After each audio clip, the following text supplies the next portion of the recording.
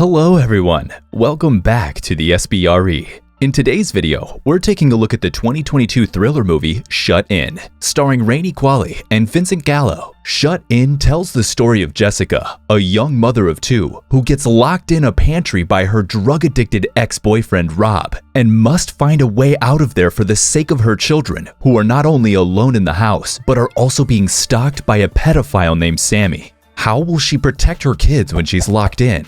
Watch this video till the end to find out. Now sit back, relax, and enjoy.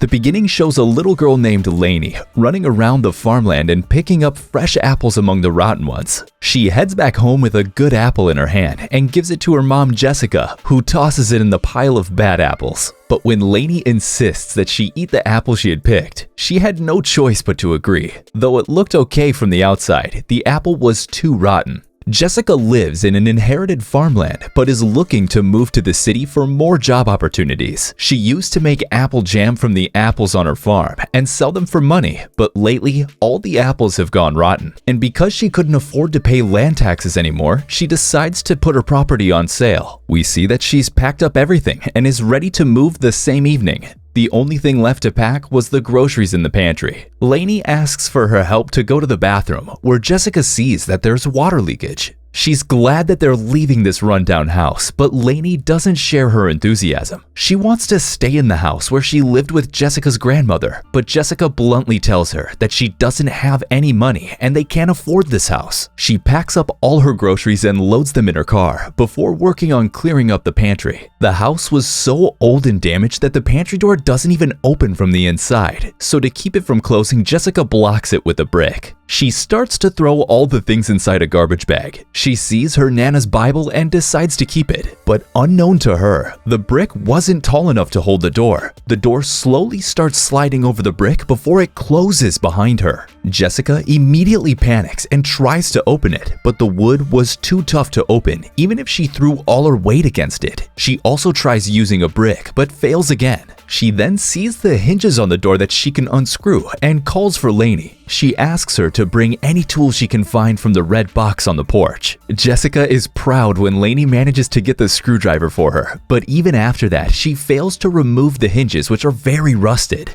As a last resort, she's about to call 911 when Rainey comes and informs her that her dad is outside the house. Jessica tells her to lock the door and not respond to him, but just when he was about to leave, Jessica asks Rainey to invite him in so he can help her. Rob, Jessica's ex-boyfriend, opens the door and frees her. She's not happy to see Rob because not only is he a bad guy, he's also a drug addict. Rob is here to ask Jessica for some money, and he also brought along his friend Sammy, who's staying at his place. She sees him talking to Rainey and asks her to go upstairs. Jessica becomes furious that he would even bring Sammy, who's a pedophile, into the house when they have children. Sammy hears his name being mentioned and fights with Jessica. Rob tries to convince Jessica to fall back into her old drug-addicted self, but when Jessica refuses, Rob turns violent and locks Jessica back into the pantry. Hearing all the noises, Rainey comes downstairs and Jessica instructs her to lock herself and her brother Mason in her room. Rob then proceeds to board up the door from the outside. Jessica tries to talk some sense into him but gets stabbed in her hand by a nail when he was hammering into the door. Rob tells her if she starts using drugs again, he would come back and free her. She's still talking to Rob when she hears Sammy offering to take the kids to his place. Jessica panics and desperately begs Rob to keep Sammy away from their kids, but when she doesn't get a response and hears the front door close, she assumes they had taken the kids. She was crying helplessly when she hears Rainey's voice outside the door. She's filled with relief that her kids are safe and instructs Rainey to lock the front door. She then asks Rainey to get her phone, only to realize that Rob had taken both her phone and her purse with him.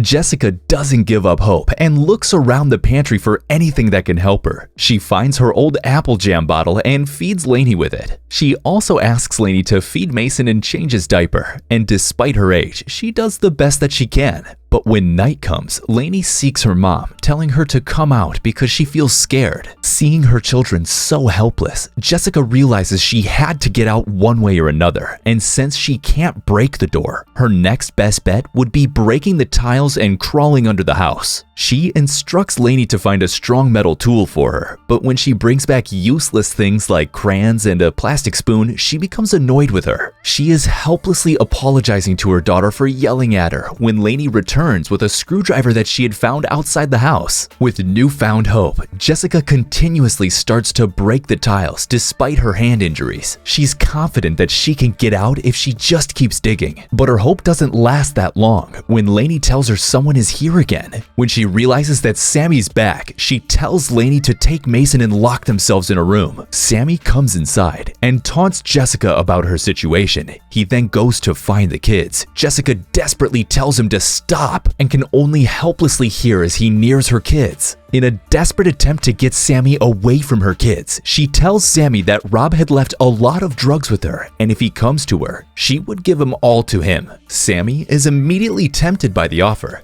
Jessica knows that as soon as she hands the drugs to him, he would go looking for Lainey again. So she fakes being injured and asks him to slide his hand under the door so she can give the drugs to him. He does as he's told. Taking this chance, Jessica plunges the screwdriver into his hand before nailing it down with a brick. Now, Sammy is stuck with her too. At first, he pleads with her to let him go, and when that doesn't work, he starts to tempt her to take the drugs. And when everything else fails, he reminds her that there's a huge thunderstorm coming and that they would both probably freeze to death. And if she agrees to let him go, he would open the door for her. But Jessica wasn't ready to take any risk. She continued digging while ignoring him. When the thunderstorm comes, Jessica is prepared with a blanket and a candle, but the lights go out and Lainey comes downstairs despite her mother's protest. When Lainey is within his reach, Sammy immediately grabs her. Hearing her daughter cry, she looks around for a way to free her. She spots the alcohol bottle and pours it on Sammy's hand. She then brings out the matchstick and lights his hand on fire. Lainey manages to escape, and when the fire starts to spread around the pantry, she has no choice but to put it out. The next morning, she wakes up feeling helpless. Her digging hasn't succeeded much, and she was very tired and injured. That's when she sees the packet of drugs Rob had left her and was about to take them when she sees the Bible. Opening the Bible, she realizes that $100 bills were taped to each page. Her Nana had left her money along with her apple butter jam recipe. She's very touched by the gesture, but seconds later becomes frustrated when she realizes that this money is useless if she's stuck in here. The Bible knocks over the cross of Jesus and she goes to pick it up. She stares at the cross for a while when suddenly a droplet of water falls onto it. Looking up, she sees that the ceiling wood is weak and soaked in water. She finally realizes that if she manages to break through the wood, this would lead her to the upstairs bathroom. But she can't do it with her injured hand, so she goes to retrieve the screwdriver from Sammy's hand. After checking to make sure that he's dead, she removes the screwdriver and it doesn't take her long to get out of there. Once upstairs, she finds the bathroom door locked and breaks it. She then breaks into her kids' room only to find the kids missing. She was about to panic, but she finds Lainey and Mason sleeping on the bed covered in blankets. She immediately wants to get out of here, but the rain was still heavy and her kids were hungry. She decided she would get the groceries from her car and wait for the rain to slow down before driving.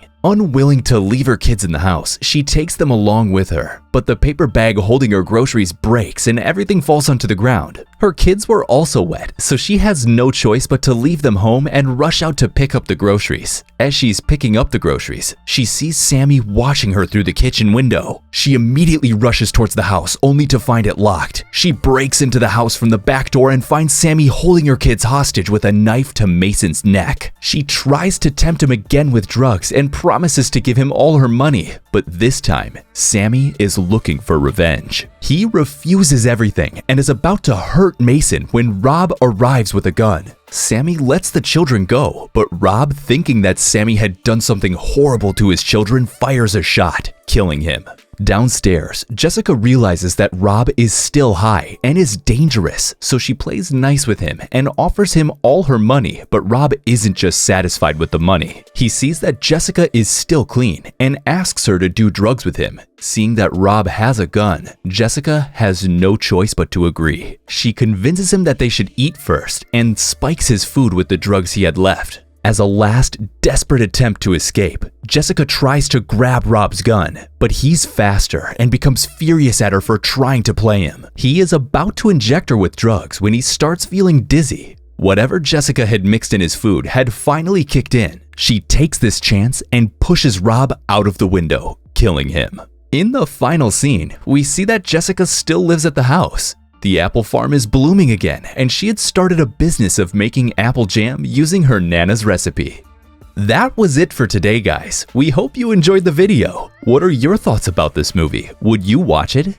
Have a movie you want us to recap? Let us know in the comments below. And don't forget to leave a like and subscribe to our channel for more videos like this.